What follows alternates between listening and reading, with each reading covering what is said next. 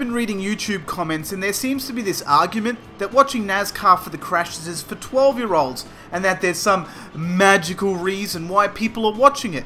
I'm not sure what that is, as I can't figure out why you would watch NASCAR if you weren't watching it for the crashes. I get the atmosphere of burning rubber, exhaust, the competition and sheer speed, but there has to be more to it than that.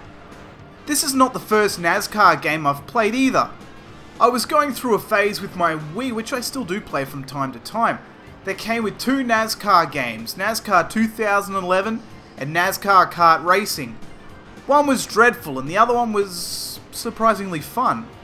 It wasn't great either, but it wasn't bad, so my hopes for this game wasn't terribly high. It's an EA game and they were notorious for doing dodgy Saturn shit, and their relationship at this point with Sega was at the very least strained. It was released in October 1997, was the very first NASCAR game from EA, and supports the arcade wheel on top of the standard controllers. It's also two-player. It comes with 24 authentic cars and drivers on top of 11 official NASCAR tracks and 6 fantasy courses. That word fantasy is used pretty liberally. In the main menu there's an option to view a small profile about each driver, featuring a small picture of the driver, a short biography, and the user's stats for racing with that driver. It was also released on the PlayStation 1. So, how does the Saturn version fare? Well, the menu presentation is quality. If it was a game based on menus, it would be, it would have to be something fucking amazingly unique and brilliantly entertaining to keep you traversing endlessly through menus. The menus are pretty damn good straight up. In-game is totally a different story. The presentation is dry and lifeless. I would hope from here going forwards that they do a few things to make the game look a little bit more than fucking dull, since there looks to be a new NASCAR release just about every year. Graphics are pretty bad. Draw distance is pretty good as there's a sense of speed, but the detail is poor. Real poor. The colours chosen have plenty of range, which is nice. Sound is a whole boatload of average. It's not bad, but great? It's not that either.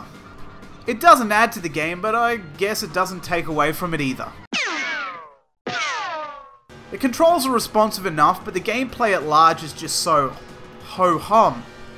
What I will say is crashes in this version are a little more encouraged than, say, the latest version of NASCAR.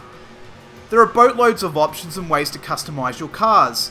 And the customization actually matters too, as you can have one of two types of car. Drivable, or throw your controller down in a fit of rage. I'm not really sure what I was doing to make such a big change, or maybe it was the car itself that drove far differently than the others on purpose. But playing it with a friend was fun for a little bit before we realised that perhaps maybe we bit off more than we can chew. As we decided to do 50 laps, and about the 35 lap mark, we lost interest. What kept us interested though, was trying to crash into each other. One of the aspects which was later realised a little better and worked into the gameplay far more was the use of the slingshot method. Earlier I mentioned playing 2 Wii titles. Well, NASCAR Kart Racing really over-exaggerates this feature. In this game it barely feels like it's here at all. The game also has a limited damage system where the car appears with a dint in it, but if you really fuck things up, a tyre flies off. There is plenty of replay value here if this is your thing. The modes will keep you busy, and 2-player wasn't, well, total balls. I mean, they did fuck up the draw distance substantially in 2-player, but Not to mention the tracks and heaps of players and cars will keep you coming back. Would I recommend this game? No. I guess I'm giving this a far more punishing review after reviewing racing game after racing game, and this is not great, so it gets a review that is perhaps not 100% fair. But life's not fair, and this game doesn't give me the exciting atmosphere I would expect in a real NASCAR.